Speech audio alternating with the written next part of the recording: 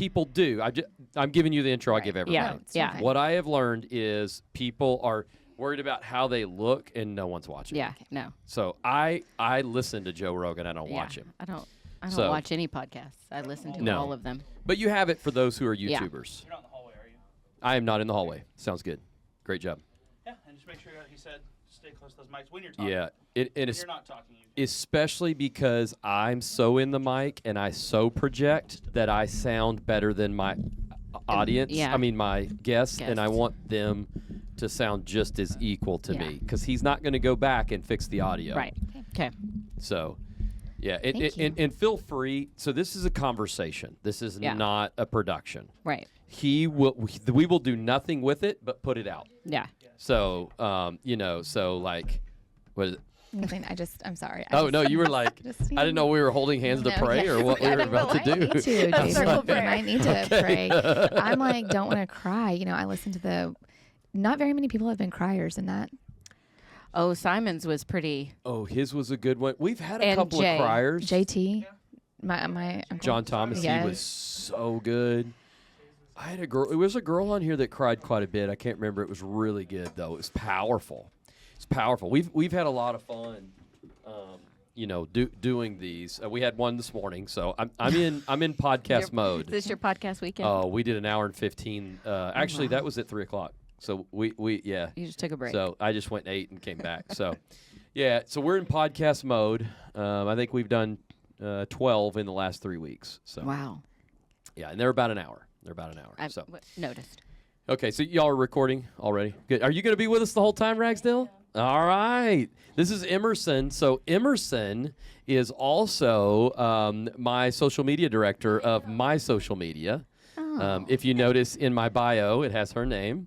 So any posts that I make, especially during the summer, it's all her. So she's in full camp, when it was under 80 degrees and everyone busted out when we had the orange jackets, and it was it was 79 degrees outside, so we were going to put on our orange jackets, and I see her with her blanket, and I'm like, that's just, you can tell she's used to being outside and not in the air conditioning. That's right. So she is. This is her second full summer.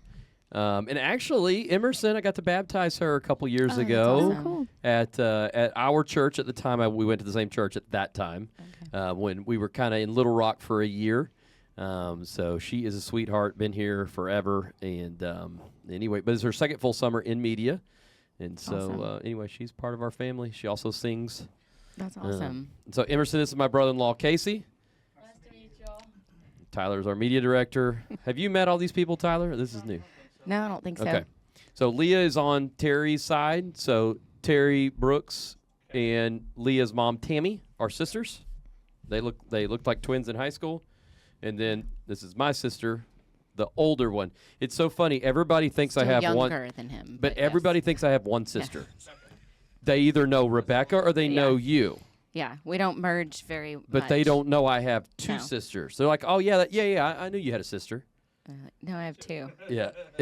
And Tyler's like, yeah, you got Rebecca. We try not to be in the same room at once, That's right. So, just kidding. Yeah, so that way it's not. That's right. So anyway. Okay. I think that's about it for the intro. They're already recording, and so we will just begin here in a second. Okay. But I just want to tell you this is a conversation. Okay. So this is not a talk. And so I want y'all to tell stories, and this is y'all's podcast. Okay, I don't know if you noticed, like when you heard Keith talked. Right. Mm-hmm. It wasn't the David show. Right. Okay, now the one we did earlier today, they interviewed me. So they were having fun. I was wondering if you, I was thinking, have you ever given your story? I have not. Okay. And they are wanting me to do that I here think it's probably time. in a couple of weeks. Yeah. So, but this morning they interviewed me about leadership. Okay. So they asked me leadership questions. Okay. So that's why we went for an hour and 15 minutes and then didn't get to everything because we were having fun. But anyway, that was one of our longer ones. Okay. So obviously y'all take it in whatever direction you want. We'll talk about just kind of how y'all got here, how y'all met. Y'all talk about your time at Brook Hill, what it meant to you. This is life, legacy, and leadership. So we're talking about your life, the legacy that Brook Hill has been, and the leadership lessons that you learned. Okay. So you can talk about how y'all have applied that to everything that you have done. Yeah. Okay. So that is what we're going to do, and that is it. We won't play a game. usually with 2 people, we don't play a game. So you're looking at me like, good, because you don't know what the game is. Yeah, we won't do a game. One-on-one, typically I'll play a game if y'all heard. I don't know if Keith, we won't do that 2 people. So, okay. All right, we ready? Good.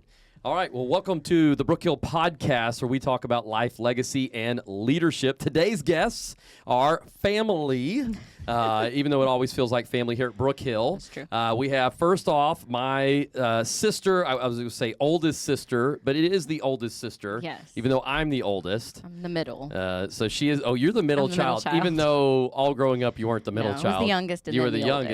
oldest. Yeah. Yeah. Because our other sister is 15 years younger. Yeah, 11 years younger than me. So, Okay. yes. Yeah. I was Yeah. 15 when she was born. Yeah. I moved out at 17, so basically did not really get to know her. Yeah, that's why. So I was the baby, and That's right. then you left, and I was like, well, I'm the oldest. Now you're the oldest. Now So I'm the oldest. you've gone through oldest, So baby, am I like all youngest. of them? I don't yeah, know. you're all That's of them. what makes Okay. me so special. That's exactly what it is. We are not related at all. You cannot tell. So, yes, that is my sister, Melissa Smith, right there. Yes. And then her best friend, Yes. all right, is Yeah. Leah, now Hobson. I knew her Yes. as Leah Black, and Leah is my cousin. This sounds like an Arkansas podcast right here 100%. as we explain how this is. But this is my wife's cousin on her side. So welcome to the podcast. Thank you so much. Woo, we got the cheers. Yes. I'm happy to be here. I'm excited. really excited, I'm too. really excited. I'm a little nervous. We felt like there was going to be a lot of laughter happening. So It's kind of how it happens when we're together, actually. And that's what we want to do. We want to have a lot of fun. Okay, so what we like to start with is, how did you get to Brook Hill? And then we can talk about when y'all became friends, and then just talk about all those kinds of things. I'm assuming you've always been to Brook Hill, Leah. yeah, so I was actually asking my mom today, hey, like, were you wanting to send me to camp? Did Terry, that is your mother-in-law, call and invite me? And she didn't really remember. So I just need to preface, like, I did not grow up in a Christian home. When my first time to come to camp, no one was worried about my spiritual development. So, when I send my kids to Brook Hill, I know that it's a spiritual investment. Yeah. I probably think the motivation was more like, it's the summer, she needs to get out of the house, I need some childcare, I know she's going to be safe because my sister's there.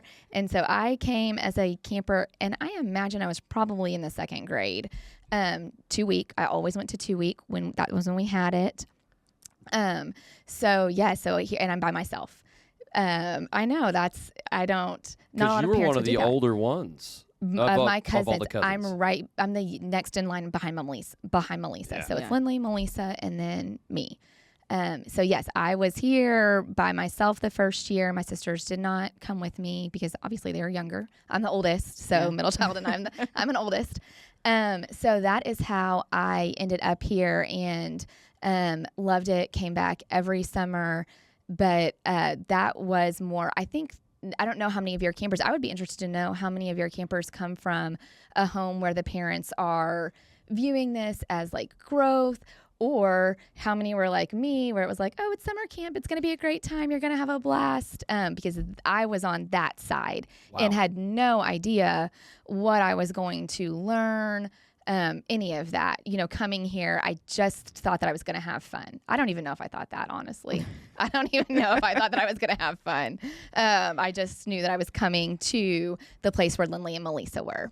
Yeah. I would imagine that all the counselors only see it through their lens, right? So, like for me, I grew up in a Christian home, so I just assumed everybody was coming here and they were from church. Yeah. And so Same. that's cool. Probably when you ran a bunkhouse, you were like, you know what? Possibly none of these people have been, like, you had that perspective that none of us had. Right. Like there wasn't, I just don't know how to emphasize enough. There wasn't a Bible in my home. I don't think. Wow. That is how, like, we were just not, that was not where we were. Right. So yeah. So you want to talk about the opposite side? I know. Let's see. I came obviously in 3rd grade, but I had done road trips coming here, bringing you and our cousin and other family people to camp. And so I was just like, I knew it was coming. I was waiting for it to happen. So our mom went to the women's seminars and with some ladies from our church. And then she found out about the camp, I guess, when she was here. And then so she was like, almost send David in 3rd grade. And then I came in 3rd grade. I think that was 1993. I think that was my first. This is weird. I remember my T-shirts because I hang on to stuff. I don't have those anymore, thankfully. But I had a shirt from 1993, and I think that was my first summer. And then I just always and I came alone, except for my brother. Fun fact, though, my first cabin, Palomino cabin, Lindley was a camper in my cabin. And I think that's because you had said to her, like, hey, my little sister's coming. Definitely. Because y'all were already friends. Probably. I think that was probably, 4 years in for you? Yes, my 4th year, it was her 6th grade year. That's when her and I met and became friends. Okay. So that next year she Okay. would have wanted to be nice. And, Yeah. You know what I mean? So she was in my cabin. Yep. And My I 7th mean, grade year. I didn't really know who she was, but I was like, okay, well, there's a person that knows me. Right. So yeah, that was and I came from a very, very church home. We were there every Sunday, every Wednesday, Sunday night, if we had it then, I don't remember, but yes, so very different. Sunday school. Multiple the whole worn out Bibles probably everywhere. there for 4 hours on Sunday. Yeah. Yes. Yes. We come from the generation, Leah, where you went Sunday school, then church, then lunch, then nap, then back Then at back, yeah. 7. Remember that kind of stuff? Yeah. And you probably went to lunch with the church people Oh, for too. sure. For So sure. it was just kind of like just the whole weekend thing. Yeah. Yeah. So Not a cult, So, yeah, so not a some cult third grade. feeling at all. Yeah. Not a cult feeling at all. no, not at all. Nothing weird. But I was a Camp Oneer. I think one summer I went to Camp 2, and I was probably too young to really have people. But then after that, I think that was my second summer. And after that, it was Camp 1 every year. And I had a group of people that every year I came to see them. Every Camp 1, those were our people. And that's where is that where you met? Is that how you met? No. No. No. Okay. Wait, sorry. Let's go back. So you met people like Stephen Barton and I was gonna I, say several that. summers, we became friends because I actually met Damaris and Tim probably first. Of course, Stephen's my age, but when we're young, it's like we don't talk to each other. And then I think it was probably 7th grade year we started to become friends, and because I was friends with a lot of the Alito people.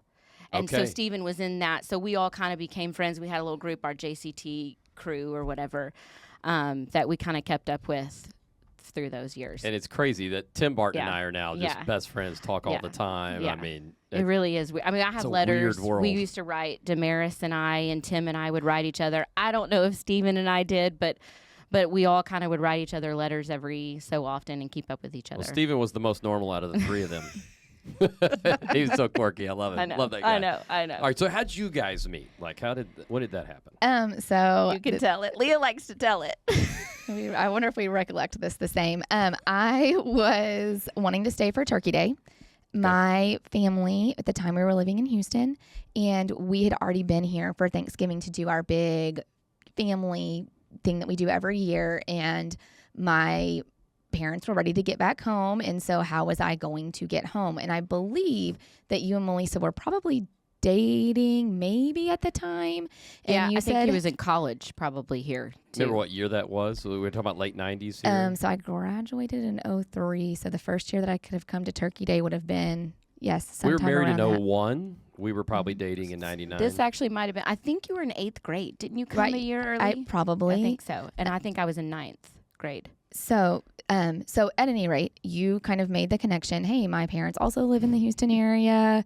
Leah can I'm assuming that that's how that happened, that you made, I don't know how I would have ended up in your parents' vehicle. I mean, there had to have been. It wasn't me because I was, a teenager and no idea what was going on. This is so fun. I have no recollection of this. Yes. So, I'm sure I did. Yes. So I went to Turkey Day and I don't really even think that I talked to you. I don't think I did. That was, like I kind of, from going to 2 week, Cammie Foster, I remember as a camper, Grace Rivers, I remember as a camper. Yes. Grace Reeves. Oh, Reeves. Yes, Grace yes, that's right. Lloyd. Yeah. Okay. Yeah. So It's so random that you said that because Keith DeSaulnier texted me about Lloyd Reeves earlier today. That's so weird. Anyway, That's sorry, weird. Okay. small world. Yeah. it's weird. So those are like kind of who I was. Kara Foster, that's kind of who I was palling around with, and whoever Melissa was palling around with. So the end of the weekend comes, and it is now time to get into a vehicle with Complete with strangers. people that I do not know. And Melissa proceeds to get her pillow and her. Can I say that you had a blanket? Probably. I You probably did. You had it for years. Well, no, Like a that was my blankie? pillow. Yes. That was the pillow Oh, the that pillow. I've had for years. Yeah, my the squishy pillow. pillow. Yes. She still has it. That's We didn't have to so say that. That's okay. not surprising. Can we just say that all the opposite things that are happening here, like oldest child, We're middest completely child, opposite, actually. pack rat. I went to look for camp pictures because I was like, oh, I bet, I have some fun stuff of me and Melissa. Dude, I can't find a one. I Not have a them all, one actually. of them. And she said I didn't bring them, but name tags recently. I just found some name tags. Okay. They fell Okay. out of my tennis racket bag, because I used it at camp. The The last, last that time we you used it was at camp. Yeah, probably. 2004 is the last time that we worked to camp together. Right. How are you gonna drag around a name tag? Mo and Leah. That's what 20 it said. years. 20 of They them. just fell out of the bag. It's not my fault. You need to go put it in the bunkhouse. Oh, that's right. Pintos, See, right? we didn't do that. Yeah, then. but people are now. Oh, they're now coming back. retroing oh, that. Well, I You- have my y'all name need- tag. I'll bring it back. Y'all need, yeah. Can you bring yours mine for too, you. please? If Yeah, you have the can put it in OG one, lips. or y'all could like decorate one, go in the office with the craft stuff. I think these are actually decorated. Okay. They're Okay. probably really They're really awesome. cute, I think, know, actually. no, they're probably not. Nowadays, the girls make the fancy, the hand yeah. lettering. Oh, yeah. It's really I think special. campers probably made these for me because I didn't make anything fancy. Okay, so anyway, I get in the vehicle with these complete strangers that I don't know, and Melissa has taken. Did you take us? I probably took a Dramamine. I have very serious car sickness issues, like motion sickness, and that drive. I'm from Houston. That's the issue. And I don't know if we'll say this at some point. I did live here in Arkansas, and those first few years of living here, it would be 30 degrees outside, and we would be driving to Little Rock, and I would have the AC on full blast, and Yep. Casey would be like, "I am freezing," and I'm like, "Well, you're glad I'm not throwing up. Right. You want to freeze, or do you want me to vomit?" Because I just have such a hard time with the hills Yeah. and the roads. Yeah. So I probably took a Dramamine and was like, "I'll see ya." And so for 8 hours, all the way down 59, Melissa sleeps, and I am in the car, and I don't even think I had a book or anything. I mean, I remembered it being a great drive. I You don't remembered enjoying remember it. it. You don't remember it. You just slept the whole time. So that was my introduction to Melissa. Yes, exactly. Did And we your keep parents are in so touch after nice. They're very nice. They're so nice. So I'm sure it was fine. Yeah. And obviously, I didn't scar me for life or anything. I came back, But no phone. no that? phone. No. I mean, there's no iPod. Not even like a Discman. That would have Right. that's what it Right. would have been. But I And there's probably no music going on. no, and I didn't, and I was not prepared to be at Turkey Day either. I didn't come up with the intention of coming to. It was kind of one of those things where like, hey, you should just stay, and I wanted to, and those are some of my favorite times when I was here. And I don't know, you guys probably don't even remember this, but we drove. I think it was that same time that I decided to stay because all the counselors had come in. People that were so cool to me, like Simon Knighton was there. Simon's who I specifically remember, but we all piled in a white Suburban. Do you remember a white Suburban? Like Tim and Terry's white Probably, Suburban? I yes. do. We would do that a lot, right? Yes, With all of us. but I got invited, and we went and drove over West Mountain. yeah. And I have a very, not very vivid, that's exaggeration, but I remember thinking like, this is so cool. I'm with all the camp counselors and we're doing something outside of camp. So thanks for inviting me. That was it was really special to me. You're welcome. Was I there? Yes, I think Okay. you were driving Okay. the vehicle. Okay. Um, It's like Melissa Melissa Lindley. was there, I'm sure. Yeah. I remember. Yeah. So, but I just remember feeling so cool that I was getting to be in the Suburban with all these older, cool people that, and I just felt very, very included and very special, which is the way that camp makes all young kids feel. Yeah. Very included and very special and very seen. Which that was what I thought would be a cool takeaway right here before we continue in the story is I think that's what makes camp. 100%. And obviously every camp has college-age young people. But here at Brook Hill, these guys really, for the most part, this is who they are. Yeah. And that's, I think, when you see them outside of camp, I think that's what shocks you. Yeah. Mm-hmm. And you go, you really are fun. Yeah. You really are yourself. Right. You're not putting on an act. Right. You really are, when Casey, you can't see Casey, but he's sitting over here, Melissa's husband. When he works camp, he's just Casey. Yeah. He just is who he is. They just Yeah. genuinely were. And I think that was the draw that I had. Simon was this man that loved Jesus and was interested in my life during camp and on the weekends. Yeah. Mm-hmm. Right? I mean, is that what y'all's experience was? What drew y'all to these counselors, right? Well, God, I mean, I do think it's the realness for sure, but it really is kind of like how you describe it. It's the same, and you can say that about yourself too. Like, I never felt like, oh, it's Saturday, great, it's noon, we can finally let her. Like, it was normal. We just kept living and being and doing. But that was the thing that I think drew me to everyone. I mean, I remember Julia Cato. That was one who I would pal around as a JC. I was a JC. She was probably a senior counselor. But she would just, hey, hop in the car, come with us. We're going to go wash clothes at the laundromat, the washateria. And it was just like, oh, well, I could just go. Like, everyone's just going to let me go. Jeff Patty. We would just have authentic conversations. Like, it was just a realness. I don't know how else to say it. It was who they were. And it was cool to see that was the case. Absolutely. And I think, especially for me being an oldest child, I didn't have like a cool older brother or a cool older sister to show me the way or to introduce me to their friends or to help me. You know, you had been a red t-shirt before Melissa had, and so you could tell her, just show her the ropes. I didn't have that. And so to be included in seeing these older people, have them accept me, show me some ropes. Here's how we interact here. Just kind of, that was an experience that I had never had being an oldest child, having someone who was kind of coming before me, showing me the way. I love these perspectives here, you know, that you guys both, it's great. It's great to know that everybody's story is a little different. Yeah. You know, and I love that. So that's cool. So, all right. So you guys meet in the van, sort of. And then where do we go from there? Did we talk after that? No. So I do not think so. So then that means that next summer, if I was in 9th grade, then I would have had a JCT year the next summer. Did you ever come to Camp One? No, I do not remember. I always feel like that I did like forever. You were always a 2-weeker. 2 week. I feel like I did 2 week. My entire Okay, yeah, then y'all wouldn't have. 4th of July was always. Yeah. You know, I was always here for the 4th. That was what I remember. I was always here for the 4th. That's the 2 week. Yep. That was the 2 week. So then we probably didn't see each other for another year, would be my guess. Maybe the next Turkey Day again. Maybe I rode home with you guys again. I don't know. Maybe we just. I mean, it really is kind of a weird, it's such a vague memory. Like, I barely remember it. Sure. Like, I just remember she would always tell me about, like, you slept the whole time. And I'm like, I don't remember. I mean, clearly I took a Dramamine. I don't remember. But it was a while. But what really is amazing is that really was, first of all, that's a fun story. And that we became best friends after that. But it really is kind of amazing how, I mean, God knew, and that is going to make me emotional. God knew even then kind of the path because we became more than camp friends, obviously. And he kind of was setting up that path of us really intertwining our lives so immensely, in high school later on. When did you meet the Lord? You talked about not growing up in that.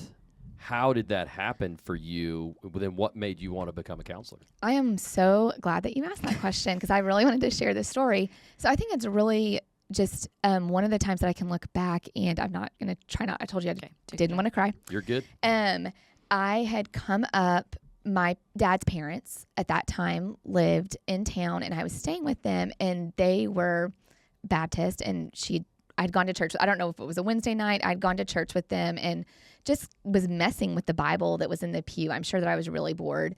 And Corinthians 5:17, any man who's in Christ is a new creation. The old is gone and the new has come. And I don't know why I thought that I needed a favorite verse. So I was like, this is the one I'm going to choose to remember. I'm going to choose this verse to be my favorite verse. And truly, David, when I say I had never heard, no one had ever told me that I was a sinner in need of a savior. No one had ever said to me, Jesus died for your sins and he wants a relationship with you. No one had spoken those words to me. So the very first time that I heard them was on that hill. It's awesome. And I knew it's what I wanted. I knew what I was seeing, and I knew that it was what I wanted. I'd had the best week, and I felt too, I got homesick, of course, everyone does. as you do. as you do. And, I don't know if my senior I was in the Lipizzans with Alexis. Yes. All I remember about Alexis is her hair. She had beautiful, Oh, yes. she had beautiful hair. Yes. But maybe she encouraged us, if you're homesick, just pray about that. And so I did. And I woke up the next morning and I wasn't homesick. Now, whether that was, I was just tired and it was the nighttime and now it's the morning and everything looks better in the morning, or whether it was God's Spirit, which he could have been, and just a little innocent prayer of a little, 7, 8, 9-year-old little girl, I wasn't homesick anymore. Yeah. And when looking around, seeing just how much fun fun was not being had in my home. Yeah. If fun was not being had in my home, and just to come here and it's peaceful and we are loving each other. And that is, I have a fantastic mother. Like, my mom, awesome. She is excellent and amazing and wonderful. Is so good. So I don't want to make it sound like I have terrible, I don't want to make that make it sound like that. But I just had not seen in my home what was happening here. And so out there on that hill on Thursday night or whatever night at that point during 2 week, that they gave shared the gospel and showed the crucifixion, I definitely, yes, sign me up. And I remember I was so nervous on the way home to tell my mom. They encourage you, tell your parents. Because you weren't sure how she would respond. Right. And and then she responded wonderfully and said, well, what do you think that means? And, kind Such of. a Timmy response. Kind of talked through it with me. And really was a turning point. God was doing things in my family at that point. We had, so in Houston, no family. My mom's family is all here. My parents are just kind of trying to make it down in Houston, Texas.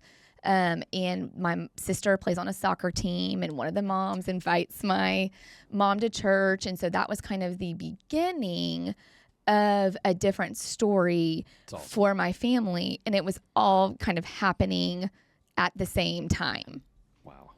I love that. It is really cool. I forgot about all that. So what's your story? Gosh, I don't know if I can follow that up. I don't. What was the question? What was the question? No, I just asked her how she met the Lord, because and what made her want to become a counselor, and it was just it was all that kind of stuff. And it is interesting. I was thinking about that. I don't know. It is kind of hard for me to remember being a young camper. Those memories are kind of deep in there. But I was thinking, I don't know if I had, obviously, because I was raised in church, and I do think I had a lot of, in Sunday school, I had a lot of spiritual leaders, and I think I had a lot of encounters on my own at home. But I think for me, I remember being a JCT, and it might have actually even been a turkey day. I had a lot. Jen Scott was one of my favorite, I guess, counselors that I had the serious conversations with, the mentor, what do you want to do with your life? Where are you going? And I feel like it was middle school to high school where it was more of the, who am I? What do I want to be? Who do I want to be? How do I want to act? Because I'm a very chameleon person. I'll kind of be, who do you need me to be for you? What do you need me to do here? And I think it was at that point where it was like, I don't really know, because I could be anything. I could, what do you think I need to be? And I felt like we had a lot of those conversations. And I just remember, I think one of my favorite things was the prayer time. And I know that it might be a little different now because things have changed a little bit with our culture. But that we had the nightly prayers at your beds. And I think those were, because no one really prayed with me at my bed at night, and that's something that we've done very strongly with our kids is at night we pray together.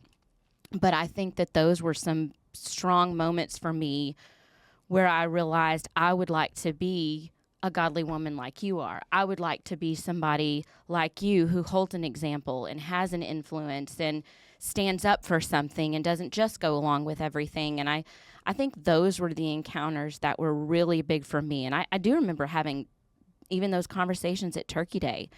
Crosby was one of my counselors we would have a lot of conversations. Terry Williams, who I love seeing, which I know she's not Terry Williams now, is she? Or is that? Llewellyn. Okay, yeah. Terry Llewellyn. See, I still know her by her old name. But those were women who I watched and looked up to. I loved their countenance. You know, they were strong, but they were loving, and they filled with joy all the time. Those were, and then I left out an important one, my sister-in-law, Melissa. But I had a lot of those women influenced me greatly when I came to camp as an older camper where I was looking for direction. Mm-hmm. So I think those were some very big defining moments for me that kind of guided me to, hey, I'd really like to be a counselor. Actually, I don't know that I ever didn't want to be one, honestly. I mean, I think I always, but watching them really, it did a lot for me. It was a big influence for me. You know, I think with camp, the way it works is you get here, you have a lot of fun, people love you, and you see all those things that you described in these counselors, and then it's like at the end of the week, hey, let us tell you why we, maybe are a little different because of the Jesus in us, right? And then, and I love that that's the way that we go about it. Yeah. That it's like, you see this Jen Scott, who's just this amazing, okay, why are you so amazing? Yeah. Why do you care so much about me? Let me tell you. Yeah. And then we do the gospel message, which obviously you go into the 2-week, but God knew you needed the 2-week, right? Because that's a lot of time and love and kind of explanation of the gospel, right? Right. That you were getting maybe that you hadn't been getting. Absolutely. Like morning devotions and evening vespers, singing songs, singing worship songs, learning how to worship. Yeah. You're like looking around. Yeah. Like, I mean, learning how to worship. And really what I love about that is the explicit teaching. I felt like someone was always at the front saying, if you see a counselor raising their hands, here's why they're doing that. And there was a lot of explicit teaching, of what was going on. And as someone who had not come from that, and even when we moved into church, our faith tradition was not one. When we first started attending church, no one was raising their hands. Yeah.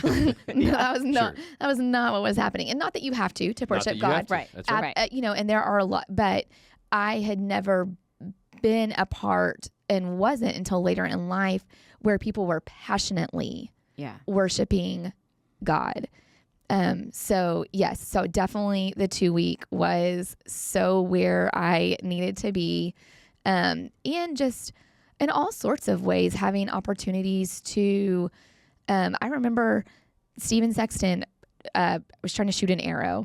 I'm a terrible shot, just in case anyone is wondering, like to this day. And all of my family, my boys, everyone hunts and shoots. Not me, because I can't. I'm so bad with an arrow. And putting myself out there and overcoming that fear of not being perfect and of failing, but it being okay, and everyone encouraging me and me being so afraid because I was holding up we were shooting, and if you made it, you went and I'm holding up the line and I'm, sweating, but they're encouraging me. And even I just hadn't had experiences like the ones that you can only have at camp. Yeah. It just creates an environment for so many experiences that it's hard to provide in any other setting. Yeah. Mm-hmm. I love that. And just knowing you personally, you weren't a risk taker. No, not at all. You were not one to put yourself out there. Whereas your sister, Lindsay, my girl, she is the complete opposite. Y'all could not be more opposite. Lindsay's like, I'm game. Give me that bow and arrow, whether she was good at it or not. She didn't care. And she was going to be good at it, just in case you're wondering. She absolutely was going to be good at it. But that's what I love about camp is I don't care if you're Lindsay or you or Melissa, everybody gets to succeed in the way that they need to. Yeah. Right? I mean, that was y'all's experience. Right. Yes. Okay, well, you're not athletic. That doesn't matter here. Yeah. Right? Or you are athletic. That. Okay, well, you get to compete great. here. That's great. Yeah. Yeah. And we're going to be okay. Like, we're going to do Olympics, and maybe you're the last one, and we are going to cheer ridiculously loud for you, and we are going to revel in our loserdom, and we're going to say that number 8 is the new number 1 and turn it completely on its head. And that's okay. And it's, yes, it's fun. It's genuine fun, healthy fun, safe fun. Yeah. And fun's a choice. I think that's what we learned at camp is that everything's a Yes. choice. A good Yes. attitude's a choice. A bad attitude's a Yes. choice, right? Where whatever circumstance you find you're in, Yes. we're going to make the best of it Yes. because this is the only day we have, right? Can you just hear Hetty saying Yes, that? I can, This is going to be the actually. best camp session because it's the only one we got. Yeah. Right. Right. And so these are the things that are subconsciously being put into you. And I love what you were saying, Leah, just to come back to this. You were talking about just how they were teaching you how to worship. And I loved how we said, you're at Brook Hill, not your church. And Yeah. we have so many churches here represented. There's nothing doctrinal Right. about what we're doing. It's just No. like, hey, here's what the Bible says. And so we're just doing that here. And it's just Yeah. a simple gospel. I just love how, I don't know, camp's just got a simplicity to it. Well, and Yes. that actually reminds me of, some of the weekends we had with counselors. You bring all these counselors together from completely different backgrounds. I mean, we used to have so many amazing conversations because we all came from different doctrines and different backgrounds and denominations. And so there would be some amazing one. For me, I felt like I was very sheltered. And so I would hear it. I'm like, oh, you don't, Slightly. you just don't believe it like that. Like everybody isn't experiencing the same thing. And my eyes were just like, wow.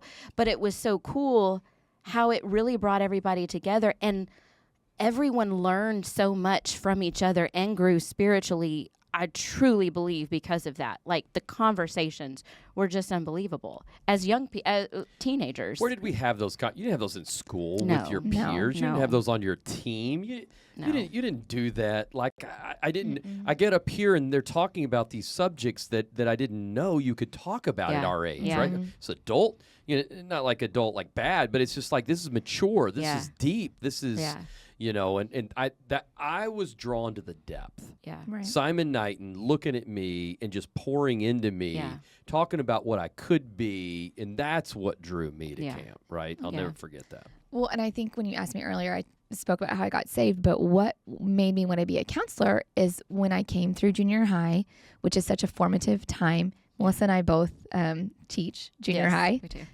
Okay. Yeah, both teach math.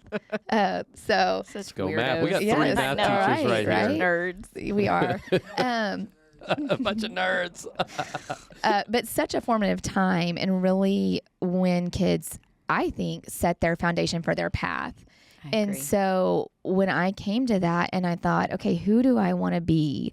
What I was seeing in my church area, home place, no one was being a Christian like what I saw at Brook Hill. No one, that was too different. I was not seeing, and I wanted this option. This is what I wanted. And so I think that to me is what made me decide, okay, I'm going to be serious about this and I'm going to be real and I'm going to own my faith and I'm going to be able to stand up and say, I did it all year long. I wanted that. I wanted to stand up and say that. I wanted to stand up and say that. I did it all year long. Yeah. Was that Stephen that would say that? For sure. Okay, Yeah, for where sure. we would talk about, be here this time next year and stand up and say, I did it all year long. For sure, Steve. I don't remember that with Cato I don't in that really little era either. before. Yeah. I don't remember that, but I love the yeah. what that was Yeah. and what that does for the kids. But is that not the picture of true discipleship? Yeah. Right. Yeah. I mean, where one group, think about it. There's nobody here that was here when y'all were here, Yeah. right? Yeah. And yet they're still passing down. That's Yes. discipleship. Yeah. Absolutely. And Yeah. I love that's exactly what's still happening, Yeah. today. So Yeah. that's what it's all about. All right, when did y'all actually become friends? So I think it was actually when I was a JC and you were an AC. So that was my second summer as a JC. Yeah, my second summer as a JC. You were an AC. And I don't know, was that the summer we worked in the kitchen together? I was just thinking that my first AC summer, I was in the kitchen. All summer? My Oh, first yes, AC that's summer. right then. I'm sorry, my first AC summer. I worked as an AC 3 summers. And that first summer, I was. And that was when the ACs worked their rears off. Listen, dude, it was We my did the hard work. favorite. You know, Okay. it's not like that at all for the Yeah, ACs. I've heard. It spoke my language because they're like, get carnival night set up. Yes. Where's the list? where's the list, and I will get it done, and we will move just all those did what Leah chairs told me to and do. cut all that watermelon, and we will not forget the sheet, which we managed to do so many times. But I worked, so I was in the kitchen that summer. That very first summer that I worked all summer, I was in Connie's the kitchen. Yes. Who was Kitchen. Connie? Who was working with Connie at the time? You and that was the summer. was that Kara? I do not think Kara. I think Cammie was there with me that Yes. summer. I do not. Kara was probably, if Kara was around, I'm sure she was in a cabin. I Okay. remember Cammie being with me that Katie summer. Holzheimer, Kim Holzheimer. Were you that group or no? Who worked that summer? Well, I just remember. So I did a JC in a cabin, Camp 1, 2, and I think 3. We were all in the kitchen, and Maylee was in there. I have pictures of us in Connie's house with Maylee and me and Leah. We'd play tricks on Nathan. Was Maylee a JC? Maylee was a JC, I guess, that summer. I have zero recollection of this. I mean, I have the pictures. I didn't bring them because they didn't have electricity at my house when I left. How old are you guys compared to like Tim Barton and Mitchell? What do we I like think there? they're 2 years older than me, Which would so be 3 years. older than you. So by the time y'all got on all summer staff, maybe running cabins, were they still running cabins? Their third and fourth? I think they were probably just maybe starting. Tim running was my cabins. brother cabin for when I Okay. was Senior a counselor, when I was a yeah. senior counselor. Okay. So we worked on summer. We worked on. So y'all are in summer that staff. era. Yes. We worked with Keith. We worked Yes, with we Keith worked with Desonier. Keith. Yeah. Keith was on staff for quite a while. Yeah. So Keith I worked with started. Simon. Keith started with my group. Yeah. And ended with y'all's Yeah, group. like I remember he was a counselor, was and then one I of was a those. JC with him, and then I was an AC with him. We kind of, Yes. Keith was around. Yeah, so right behind you, we have the legacy wall. And y'all's, how many summers did y'all work? And Leah, if you worked that many summers, why are you not on the wall? No, I'm right here. Okay, there you are. Leah Black. How many summers did you work? I was 3, AC and 2 senior Okay. So counselor. that And then I did a fourth High summer. Point that Yeah, very first doesn't count. summer. Yeah, because I decided to get married. So That's usually what takes out so many people for that fourth summer. yeah, well. That marriage. Now you can be married and work on staff. We got several married staff members okay. now. Well, I mean, my It's a whole summers are different- off. Okay, so well, yeah, there we go. We could use a lawyer. We could use a lawyer here. There we go. She Well, can come next summer. Casey could just sit in an We would have office. so much fun. Yeah, Casey could sit in an office and we go, hey, is this legal? yeah, you really could. And Casey would be like, no, Yeah, don't don't do do that. that. Stop doing that. That's illegal. Yeah, so Kara must have been, because it says Kara 2000 through 2004. So Kara must have been in a cabin that summer. Mine says 01 through 04. But see, Maylee overlaps with you. Cato a little bit. Barton. I mean, y'all were that whole squad. Tally, Bill, Brooks. Y'all really overlap with Brooks. Yeah. Taylor Hankins, he was just here. Adam Jones. Molly, no, that's it. But that group right there, Yeah. that was our y'all's squad. group. Mitchell, Yes. look, Mitchell and Keith, they kind of were right there. Beth. We worked with Beth. Y'all I were- have, okay, Yes, yeah. I have I did pictures. work with Beth. She was nurse, I think. Yeah, she was the nurse. Yeah, Nurse and Beth. she was one of my counselors too. Oh, my So gosh. I loved working with Beth. Yep, you guys, it was a great overlap squad. And then right John, there. I did work on staff with John. We worked on staff with John for a little bit. So Adam. John was No, with John too. John Yes. was with me. John, Kevin, and I ended the not same all year. summer, but I Oh, was a right, JC right, with right. John for 2 Right, summers. right. He was one. I mean, I still, when I see John, I loved John. Like he Yes. was so He's the real. And when it was like, well, I was a camper. And you think I'm cool now that I'm a J? Like you're still like I'm still cool. Like you still want to talk to me. I'm still like John's the most real person I've. You want to probably ever know met. a funny story about John? Always. He calls me on my birthday every year now for 25, 26 years. I answer the phone. Happy birthday. He just starts singing. Somehow this doesn't If I surprise don't me. answer, he sings leaves it the on. entire thing on the voicemail. Love that. Love you, David Pate. Just want you to know, brother, praying for you today, thinking about you. Happy Love it. birthday. He does that for all of us. Oh, It's incredible. He's the most He is the genuine most person. genuine person. And he's been that way Yes. probably since birth. Yes. Yeah. He probably got saved in Yeah. the womb. Probably. That's funny. He came out ready to go. He did. John McCants is one of my, I remember from like when I don't know if it was his first time to JC, and I was in a drama activity. Okay. Well, he was JCing drama, and maybe Doesn't surprise me. Micheline. Oh, Micheline. I know that name. was the senior counselor, I Okay. believe, and we were doing something where I was going to be a gerbil or a hamster. Okay. One of the two things. And I had this gold scrunchie. This is I had a gold scrunchie. And I was so proud of it. And I was going to wear it as part of my costume. This So gold. weird. And I mean, I'm this little third grade camper who was just, I don't know how much I told them about this gold scrunchie that I could wear for our skit that we were doing. And I just have, I remember John as a, I remember Simon as a young, tiny camper. I remember Simon and I remember John McCants. Yeah. Yes, from a very I remember Jen Scott also, yeah. like, knowing when I was little, first started coming to camp. I was trying to look. Simon, he's 1993 to 99. So, I mean, he was here. He was home probably down the y'all's fort. Oh, yeah. Yeah. He speaks to our staff at the start of every summer. That's awesome. And he cries every time. Oh, I believe. In case you're wondering. He cried yeah. That's awesome. Yeah, because and he texts me the day. He'll usually text me early May and say, "Hey, what day does staff training start?" I love it. Writes he it can down, Put it in his calendar. And then he texts me the day it starts, says, "Praying for you. that's Love awesome. It's gonna be the best summer ever." That's And he's done awesome. that almost every year. I mean, I say that because these are real people, and Yeah. I vacation with them Yeah. every fall, and they're awesome. We cry. Yeah. We sit around and Yeah. cry. That's the deep fridge. To me, when you have real friends, not surface friends. No. Yeah. Deep, genuine, Christ-like friends. Yes. These are the relationships Yeah. like the two of you guys Yeah. have. Yes. I think it's funny you mentioned about crying and just thinking of another person, Jadine. Yeah. One time I spoke and I cried, and I was probably a 9th grader, maybe a 10th grader. So I was, kind of embarrassed that I was crying. She just said to me, and I've remembered it my whole life, that it's you're grateful. You're grateful. And that's okay. So you know what, It's Simon, okay if to you're cry. listening, Yeah. you just cry every time Yeah. that you want because you're so grateful. And Yeah. it's so true. Yeah. And I think the special thing about the camp friendships is, friendship is shared experience over time, right? Yeah. And there is no experience.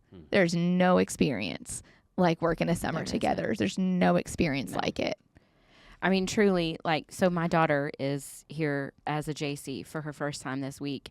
And I cannot tell you, I think I have prayed more for her this week as a JC than when she ever came to camp as a camper. Because I know what it did for me, and I know the relationships that I've obviously made, created, and have still. I mean, I did meet my husband at camp. And so I know the importance of it, but I just want her to have those moments with those counselors where I pray so hard for her to have mentors. I mean, I'm her mom, Right. and that's great, Right. But I'm mom. I can say everything till I'm blue in the face, and then her best friend says it, and I was like, I said that. Like, Mom, listen to what I learned at yeah, camp. I'm like, And you're I like, said "Oh, that wow, 5 times. That's new. Yeah. Yeah. But I have prayed so hard that this week she would have these moments with making connections with older people who she can look up to and want to model after, because it really is. There really isn't anything like that. There really just isn't. And she's with Addison this week. And did you get to meet Addison? I mean, at all? I was trying to be really cool. I didn't want to be like, hi. Like, I hardly said anything. I was just like, yeah, hi, it's nice to meet you. Like, I'm very, like, low key. And I was just like, okay, I'll let you do your stuff. And I hugged her. And I was like, we'll take a picture. And then I'm going to get out of your hair. Like, I did not. You didn't make it a Sherry moment? No, I was like, I'm not going to be uncool. I didn't say anything about myself. I wasn't like, I was a red t-shirt. I didn't say anything. I was just like, hi, I'm so glad she's here with you. That's Yeah. it.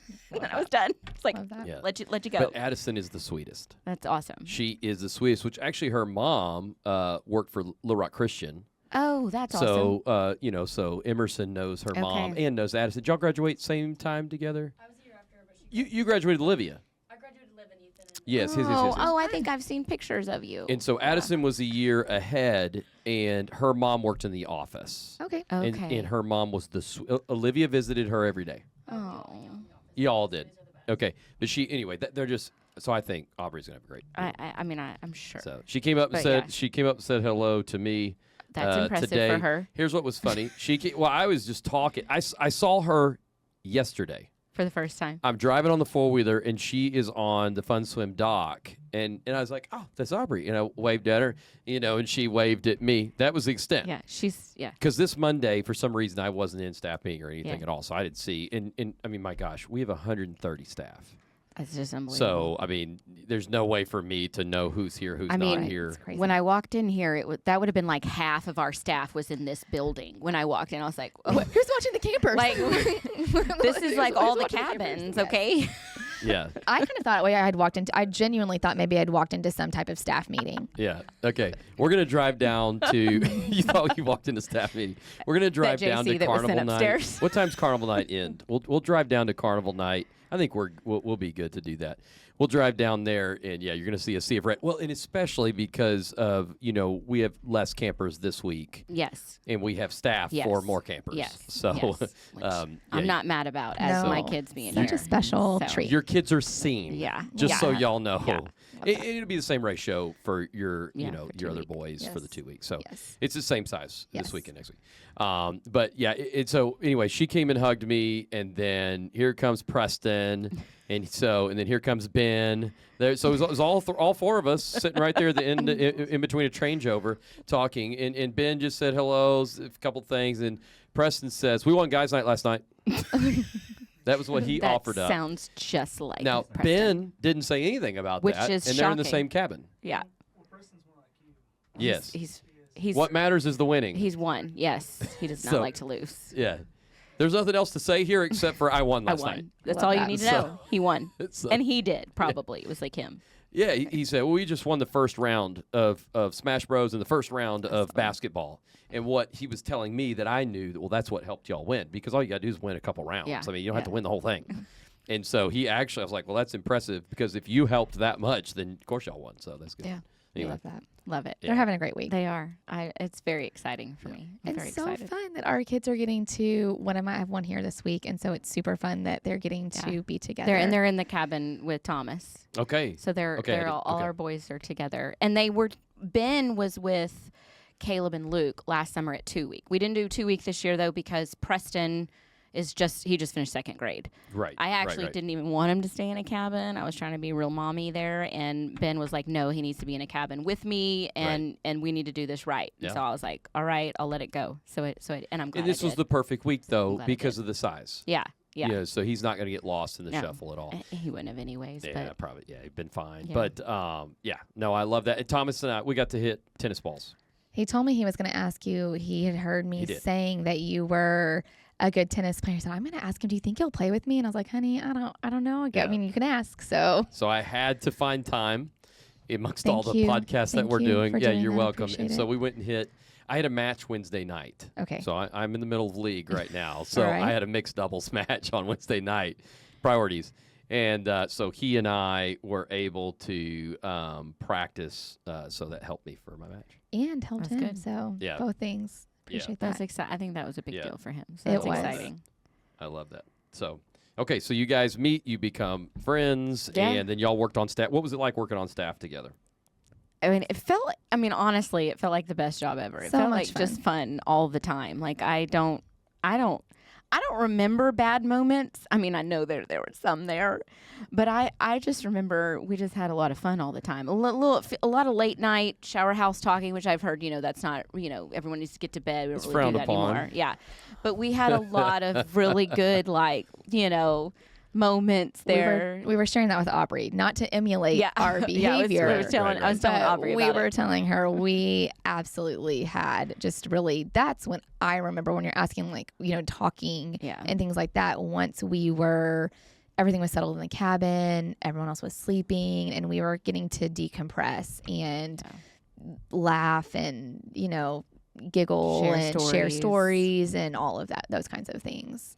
I mean, truly, it was pretty great. Mm-hmm. I mean, there's nothing like working with your best friends Mm-hmm. day in and day out. It doesn't matter how hard things got or how hot it was, or it was just we had our support group. Like it was really, really good. I think of JC Party. I don't know if this is still an AC thing or not, but I think of JC Party, and Casey worked with us one of our AC summers. And so those were probably the times that I remember the most, are those 2 summers that I worked as an AC. And, we were like plunging toilets. Yeah. And we were having the best time plunging toilets. Taking out the trash. And one time, I worked on staff at a church for a little bit, and I was talking to the person. I was like, "Oh, it's Lydia and I could have fun plunging toilets." And Lydia looked at me like, "Leah, we don't want to get assigned the plunging toilet job. Let's stop talking." But you can have fun if you have a friendship. We weren't in there griping about plunging 15 toilets at the end of the week. We were in there laughing and at our success, yes, I did it. I got it finally. I mean, I probably learned a whole lot that summer doing all those things. Absolutely. Because that was not me. Absolutely. 100%. Like, I think I was talking to my mom about this today.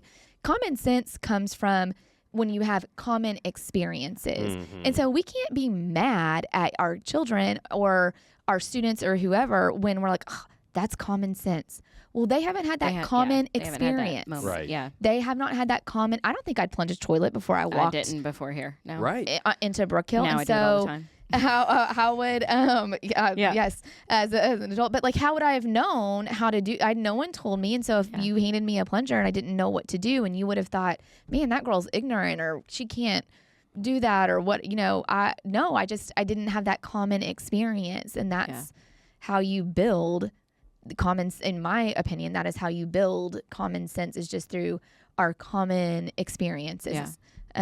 So even just little things like that, how to plunge a toilet, doing something from start to finish, thinking of Connie. And when we are working on this in my home right now about finishing a job, we didn't just prepare the food, serve it, and walk away. No. We did the dishes. We swept the floor. That's right. We mopped the floor. Then we took all the mop heads to the washers and we washed the mop heads. And then we had to go get them back out. And so it was a complete, that is a learned skill of saying, we're not done here yet. We did this with packing. Like, my kids are like, I'm done packing. And I looked at the living room and, the box that we keep all the camp stuff. And I was like, oh, friends. I mean, I probably wouldn't say that nicely. We are actually not done yet. And we are going to finish this. But you have to be taught that. Someone has to teach you to notice. That's right. Someone has to teach you to say, look around this room. Why are you walking over that piece of trash? That was not acceptable at Brook Hill. Right, No. right. If there was a piece of trash on the ground, it didn't matter that it wasn't my trash. That's right. Or that I didn't leave the snow, the little, thing that we put water in, the cones of water. Yeah. I picked it up. Yep. Yeah. So good. I picked it up. It didn't matter that it wasn't, she carried, 10 chairs and I carried however many chairs. We were just getting the job You just did done. everything. That's it. That was It's all so it was good. about. It didn't matter who did what or how much you did, which is so hard to teach to your kids, but it's so So important. We work on that quite a bit. I don't care who's it. We're just doing it together. This is our home. Absolutely. We're doing this together. Absolutely. It doesn't matter whose is what or whatever. But to have a place that has cabin cleanup competition. yeah, Yes. yeah. And then, just all the when things. you're cleaning your cabin, it's not just like, well, my space is clean, I'm gonna wait for y'all outside. That's right. It's like, okay, everybody grab a broom, everybody do it, everybody keep up with it. It was everybody. We need to pause for just a second. Cool. So, sorry. Had to have a little break there. Going on a tangent about kids finishing the jobs that they Oh, Yes. yes. We are trying to teach that in our home right now. I think it's my first pause in the middle of a podcast. Wow, we were There we here go. first. That's exciting. Yeah. Sorry, sometimes. Yep. Sorry, did I hit the camera on my way by? Or maybe I moved when I got my water. That's my I think bad. that's probably what happened. Okay. All right, cool. No, that is such good stuff. And you guys loved being counselors together, and and then you went on to become teachers. And Yes. so Yes. everything, do Middle you school feel teachers. like, and this is would be a great thing for us to be kind of our getting towards a conclusion. Did you feel like you learned? So did you feel like it changed you as a teacher? Because I know I feel that way, but I mean, yeah. 100%. And you know what it is funny, and still to this day. So I think I've finished like year 14 or 15, including my private school years. When we would have assemblies, to this day, I'm like, why are teachers standing next to each other? We're not supposed to be next to each other. We're supposed to be next to the kids. Moses. But it really is. It's a weird thing that's ingrained in me, and it sometimes it does kill me. And I think every teacher should have been a camp counselor at some point. I don't know. That's just something that's in me. But I 100% believe that it's made me a better teacher.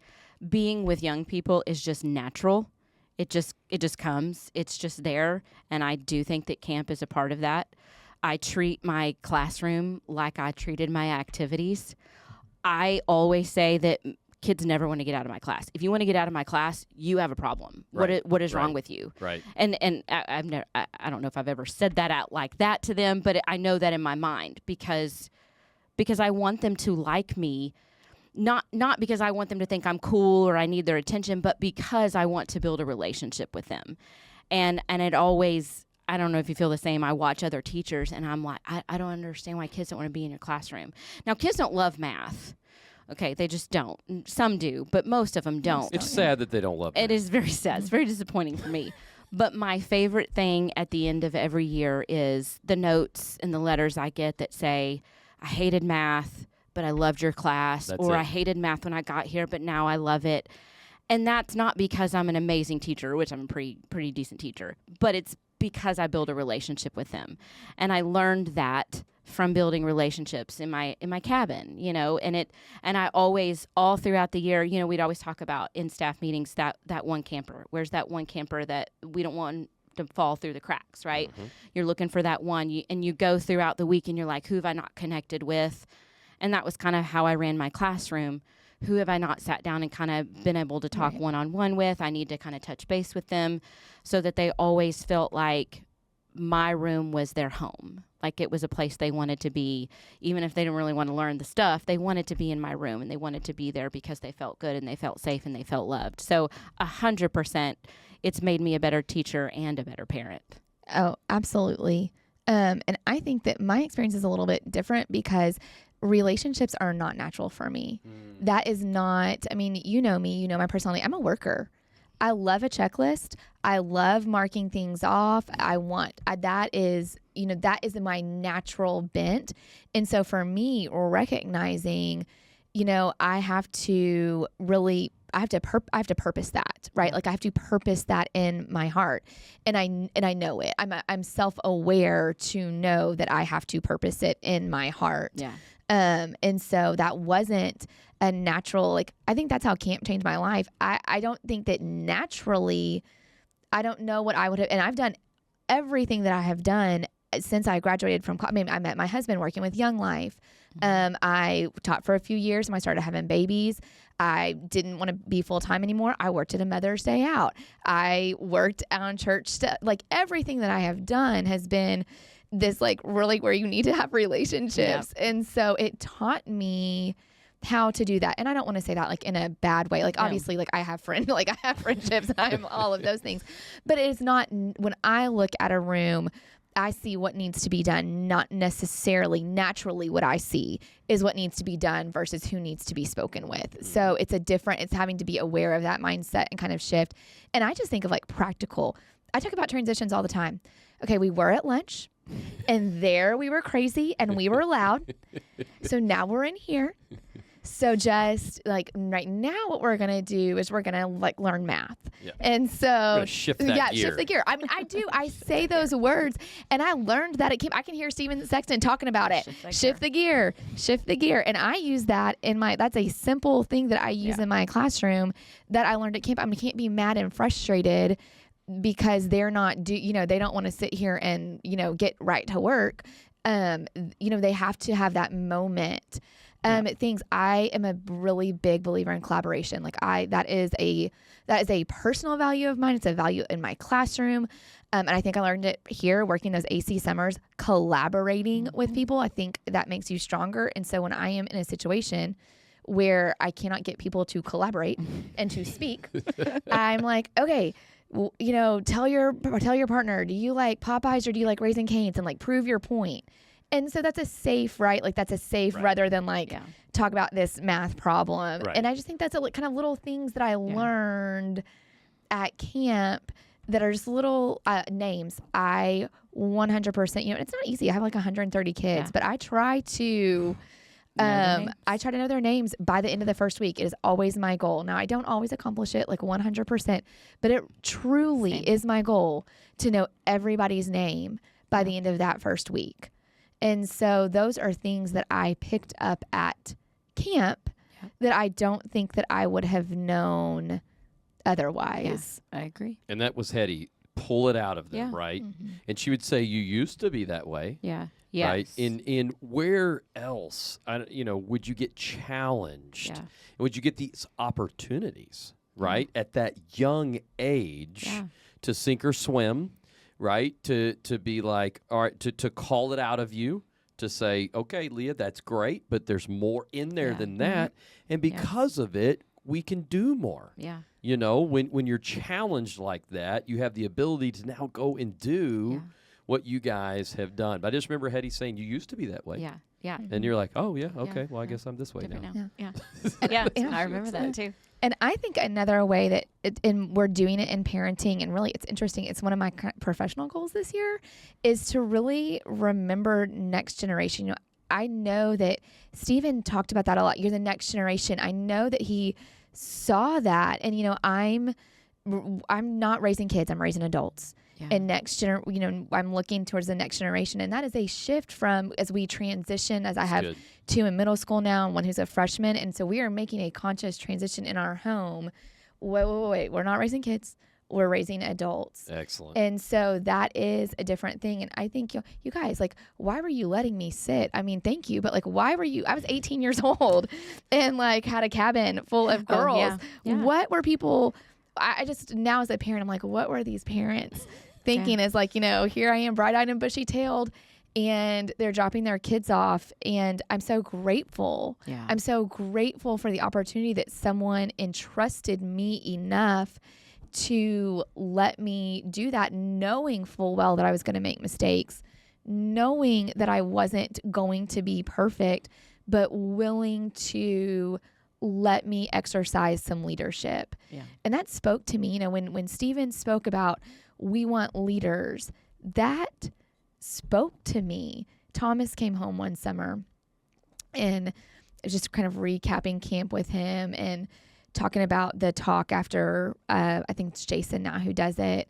And he said something to the effect of, come on, you guys, like, who's going to stand up? I'm looking for some leaders.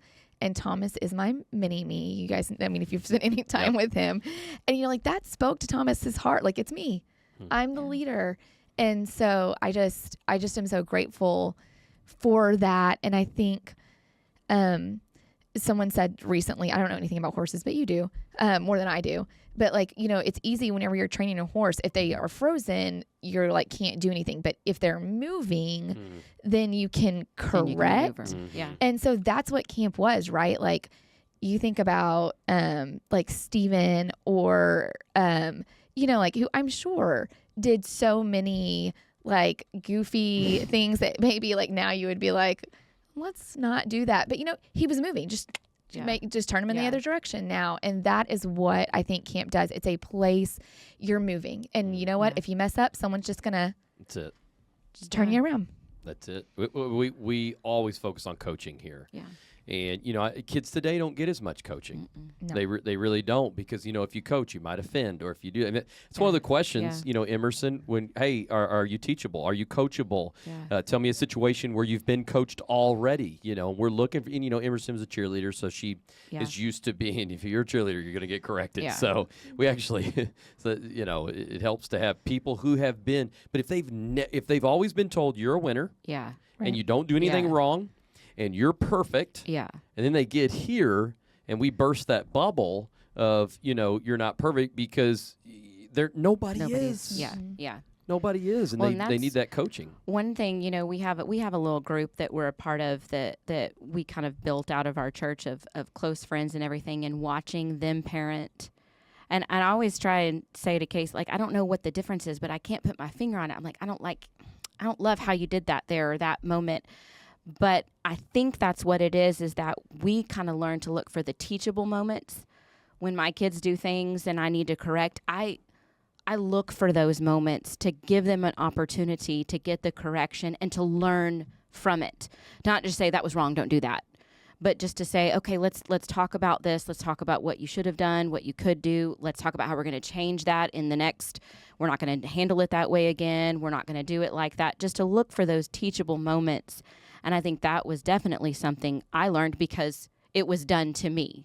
The teachable moments and correcting and being okay with correction too. And I feel like my kids have gotten better about accepting that correction as they're getting older and going, okay, yeah, you're right.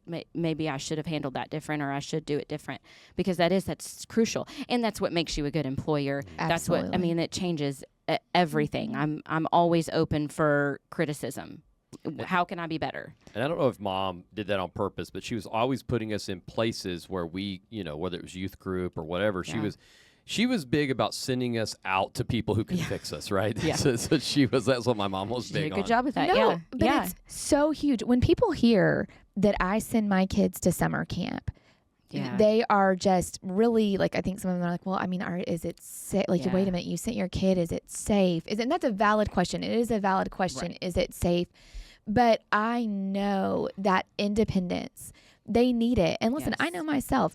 I'm like sending Thomas, and I'm like, please don't eat too much sugar. Make sure you take your immunity packet. I'm like sending all this stuff that I know is completely not happening this week. Yeah. It is, but he needs to be out of my presence. Yes. That's good. He needs to have the chance to make his own, whether he eats like 15 bowls of Cocoa Puffs and has a stomach ache or whatever it is. He'll learn. He needs to make those choices.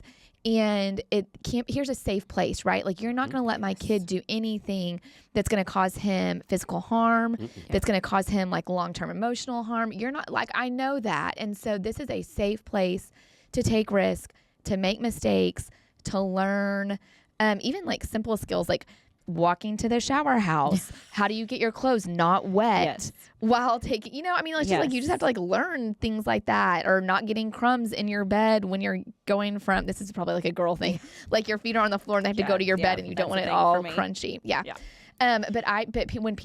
when my circle like hears about that, wait a minute, your kids are doing what? I would never. And I'm like, no, it's the best. It's the best thing my ever. friend Stacy, her girls were here last week working, or maybe the week before. And she started, sending her kids when they were a little bit older, and she sent her son, and she said, I would have never let him go this young, but the girls loved it. And even when they were talking about working, she was like, Leah, I don't know. I just don't want them gone. I'm like, they're not going to be gone all summer the first time anyway. Like, it's okay. It's just a week. That's what everybody's fear is. She was like, I don't want them gone all summer. I'm just not ready for that. And I was like, oh, like if we, like, our goal for our kids would be like, get us back. Yeah. You better, Right. you better That's get right. us back. That's I right. mean, that's, Because we want that, because we know what it was for us. And her girls actually came home and she was like, Leah, I didn't think that I would, but they have talked so much. And her daughter actually gave like a little bit of a testimony at a Bible study this week. And she's like, that is huge for her. She has seen that difference in that, they're different people because they've spent a week serving. Yeah. So good that you brought that up. So we're doing a 2-part series podcast called Phones and Social Media. Oh. So we've already filmed the first one. We're going to do the second one coming up with Maylee. Oh. And then it's like 3 Percheron senior counselors. It's so funny. Maylee, Olivia, and Maddie Kay. Yeah. But one of the things, Maylee made me listen to the book called The Anxious Generation. Oh, yeah. Now John Thomas has read it. So John and I talked a little bit about it the other day. Have you read it yet? You know what? It's so funny. It's in my Libby. I got a little thing that's like, Yes. it's ready for me to listen to. So I need to read it. So we're talking about safety. Okay. So the gist of the book is the safety parenting style has actually stifled children. I believe it. Yes. But see, these parents grew up in the 80s and 90s where the snatcher was out in the neighborhood, right? Yeah. Now the snatcher right is on there. the phone. Yes. Yeah. And they said, you can send your kids out. Yeah. They're safe. Yeah.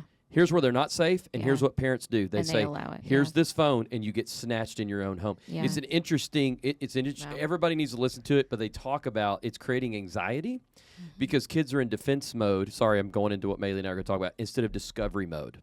When you go out, when they're here at camp, they're discovery. They have no phone. Yeah. They have, so it's freeing to not have a phone. Yes. And then they're in discovery mode. They're learning how to shoot an arrow. Yeah. Right. They're learning how to make friends. They're learning how to not eat sugar late at night, right? They're learning these things because no one's making them, and they're getting to go, my mom's not here, I get to eat as much candy as I want. Okay, now my stomach hurts, I'm not going to do that. Yeah. Right. Yeah. And it's making them grow up. Yes. Yeah. Well, and I know that. And it's a safe environment. Yeah, Yes. I'm sure that we see it at school also.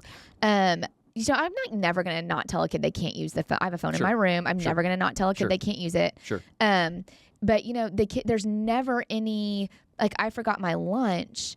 And if I forgot my lunch, then I just didn't have one, or I was maybe the nurse could give me some Figured peanut it butter out. crackers, or I was bumming stuff off a friend, which is collaboration. Again, like one of the hugest Figuring it out. things that people need when they go into the workplace. You have to be able to network, and they are texting mom, and in all day communicate all day long. I'm texting my mom. I'm texting my mom. And it's like, your mom knows the rules. Yeah. She knows you're not supposed to have that cell phone out in this class. But I'm texting my mom, and there's never any, you forgot your shoes, and so you have to run in gym or whatever, the kind of just the natural The things we learned learned. Yeah. And we definitely see it. And it's such a false, I think parents do it. And I know, well, my kid goes home to an empty house, so I want to know where they are. And it's such a false sense of, I mean, even we let the kids go down into the candy store. We were downtown eating, and we let all of our Last kids weekend. go down to the candy store, and we were like, where are they? Is this safe? Like, they've been gone for a really long time. This is downtown Hot Springs. Like, we don't know. And we're like, look, okay, we can pulled see it them. up. Yeah, we Life can see. 360. Yeah, There's we right can there. see where they. Okay, There's right they're close. They're That's okay. Right. That's right. And Melissa and I were like driving from here to Houston without a cell phone. Yeah. Right. Like at Yeah. age 16. Without a cell phone, and- without a map. Right. Yeah. Yeah, like at age 16, and I had a driver's license when I was 15. Right. Yeah. And that was what was Yeah. happening, and I'm so grateful for both of our parents being willing to Yeah. give us that independence. So what the book talks about is you cannot solve your kids' problems for them. Yeah. That is the most crippling thing. They talked about getting a group of friends over, letting them play, and get out of there. Yeah. Don't Don't be make up the involved. rules. Yeah. Yeah. They've got to argue about the Yeah. rules. Yeah. They've got to argue about how to figure it out. Yeah. They've got to discover how to, like you're talking about, collaborate. Yeah. But they can't do that if mom is solving all the problems. You know, if they go hungry a day, they're not going to pass away. Yep. If they go hungry a day, they might remember their lunch. Yeah. Yeah. They might grow up a little Yeah. bit. It's the consequence to your action. Right. Otherwise, mom's going to be needed at 30 Yeah. and 35 Yeah. and 40, right? Yeah. Yeah. I mean, you know, Yeah. And I think especially when you're talking about for our young men, because I definitely think it is and I think that camp helped me with that. Like camp has helped me I'm a boy mom of all boys. Camp, it's like you're laughing because it's like, how did that? y'all are 5 out of 6 boys Yeah. between Yeah. the two of you. So all boys, and I think that camp has helped me with that. Like just kind of being willing to, like, a snake comes in my house, like and a kid is carrying it, and mostly I don't freak out. Sure. But even that as a mom, it is hard, and that is where I need Chad to come in and say, they always have to pack for the deer lease when they go, and I'm like, oh well, do they have enough whatever? And he's like, Leah, they'll be cold. If they don't have it, they'll just be cold. And I'm like, oh, but I don't want that. So miserable. It's so miserable when you're cold. And it's kind of the same thing. And I think that's when you think about how many of kids today come from parents' homes where a dad is not present. Yeah. And that is a hard, I think that even a little bit kind of feeds into that. And they need a male senior counselor Yes. to say, whatever, go have fun, go eat a cricket down at, and how many moms would be like, you ate what? You did what? And, they're like, see if you can eat 10, or whatever, like, or catch that worm. And remember that AC summer we ate worms? I did not partake. I'm That sorry. happened. I said no, but I did watch y'all do it. So It was a that's fine. punishment. We had to eat worms one That was a no time. for me. Yeah, we don't do that. We don't make them do that anymore. It was like we lost cabin cleanup, like Yeah. not like a personal Yeah. punishment, but a girl's punishment or boy's I don't punishment. think I I don't know. Part. But I lived. Yep. I ate a worm That's and I right. lived, That's and right. I'm just fine. And now we can laugh and joke about it. So yes, that is another positive thing that I think comes from camp is just letting them, and what a blessing their age is. Like I'm looking at Emerson over here. What a blessing this age is when you don't have that. What could, thank God that I didn't have a thought in my mind when I was lifeguarding. I wouldn't do it. You couldn't pay me enough to do it now.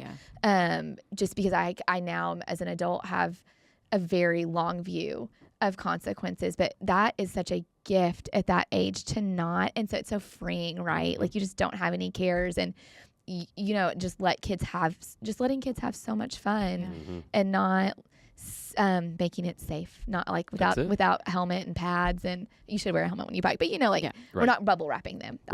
I think one of the other things that makes Brook Hill stand out from other camps is the age differences. I'm trying so hard. Like the family style in the bunkhouse. Like it's 9th grade and it's 3rd grade. And I'm trying so hard. I'm trying to get our little friend groups little starting here next year. And they were asking me, well, what will they be in the same group together, Ben and Preston? Because their ages. I'm like, yeah, they're all together, 9th graders, and they're like, oh, they're like all together. I'm like, yeah, they're all together exactly what's all happening. the time. It's never like, well, you're okay. 7th graders, we're gonna meet over here. It's none of that. And it's weird because for me, I thought that was normal. I thought that's how everybody went to camp because that's how I went to camp until I went to church camp. But that's a whole separate thing. That's different. That's youth camp. That's whatever. Right. But I was like, that's not how everybody else does it. And now it's like, it's really unfortunate that that's not how everybody else does it. That's right. Because that was one of my favorite things watching Ben come to camp. He's got these big guys, and they think he's so cool. And he's like, I made friends with all these guys, Mom. And they're like in 7th grade, and like they're my best friends. They're all, everybody's his best friend. Everybody loves him and thinks he's amazing. But it really is. It's like it does so much for that young, but it does so much for the older camper too. Even my daughter, watching her around because our friends have the younger age and she's kind of the older one. She loves getting to talk with those little girls, and those little girls they're obsessed with her. And I always have her mind like, the influence you have. Yes, Mom, I know. Like they are watching everything you do, and they love everything that you do because you're older. Yeah, Mom, I know. But it's such an amazing experience for all the kids to get to see that and do that. And that is one of the other things that really makes Brook Hill different. And I'm so glad it's like that, and it's never changed because it causes kids to rise above. It causes them to go, okay, they're watching me, so I am going to hold the standard, or I'm going to be a good example. And we see all these young people now out and around, and it's like, in the world, everyone said, I wouldn't want my kid with a 9th grader. That's terrible. And, we think about that even with middle school. I wish that 8th grade and 7th grade had their own camp because that's the way the world does it, and it's different. But when kids come here, they go, okay, I'm expected to be a leader. I'm expected to do this and set an example, and they do it. They just do it. And that's so hard for me to explain to people. Like, it just happens. I just did it. We just did it. Like, we just knew. It's what the culture that is created here at the camp. And it really is. Kids rise to the level of expectation. They do. They do. They want to. But if parents don't expect anything out of their kids, then their kids rise to no levels. Yeah. I know Emerson, at Little Rock Christian, they did this thing where they would have to go over to the elementary. And what'd y'all call it? Little Warriors or Warrior Pals. That's what it was. Warrior Pals, where they would have to go over and befriend the little kids. And so, like for a day, or I don't remember how long y'all did it for. Yeah. And I think one of Ethan's Warrior Pals came to camp and says, "Hey, Ethan, you remember we were Warrior Pals, And so I love how they do that and they incorporate that. But it's that family atmosphere because think about it: a 9th grader competes with another 9th grader. Yeah, right. They don't compete. Yeah. They're not competing with Preston. No. So it takes away that rivalry in the bunkhouse of who's top dog. Well, we know the 9th grader's the top dog. Yeah. And so he's not trying to be defensive. He's actually trying to help. Yeah. It turns him into a leader. It does. Instead of a competitor. Yeah. Versus if you're a camp and everybody's in the 5th grade, well, who's the top 5th grader in this bunkhouse? Yeah. I'm the only 5th grader in this bunkhouse, so I'm just going to be a 5th grader. Yeah. Right? Yeah. And so it takes away, and that's what Hetty saw. Yeah. That's what she wanted. So I love that. Yeah. I love reminiscing about camp. Is this fun? It is fun. fun. It's really great, actually. Yeah, this is so, but camp friends Are the Yeah. best friends. Yep. Yeah, they are. They last forever. Camp friends are the best friends. And if you ride home with a camp friend, go to sleep and let her. I mean, I offered to take Thomas home tomorrow, and her husband was like, isn't that kind of weird? I mean, they've known each other since they were little, but, we don't, like, spend a lot of time Yeah. together. But he was like, and Leah was like, I guess he didn't know how we met. They- That's not.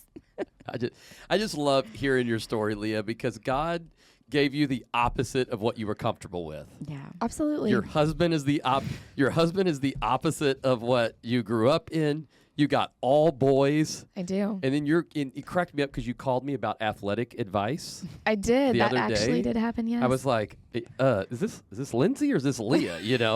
And I just love that. Yes, and you know what? It was such good. I was really in like I was having like a really bad what are we gonna do? And this is so, and I'm trying. And I want Thomas to make the decision because That's right. I'm raising That's- adults. that's it. And That's so what I I'm told just you. trying to Yeah. present all the options, Yep. and I know what I think. And so I loved what you said to me about that. It's about sacrifice.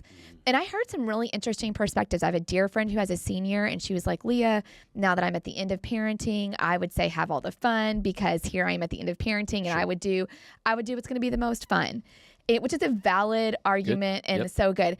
And what you had said to me was about sacrifice. And I need to preface that with I was not trying to take a people poll. So like I said, I had to give it to Thomas, but Yep. you said that it's a safe, I'm paraphrasing here, but it was a safe way to teach him about sacrifice.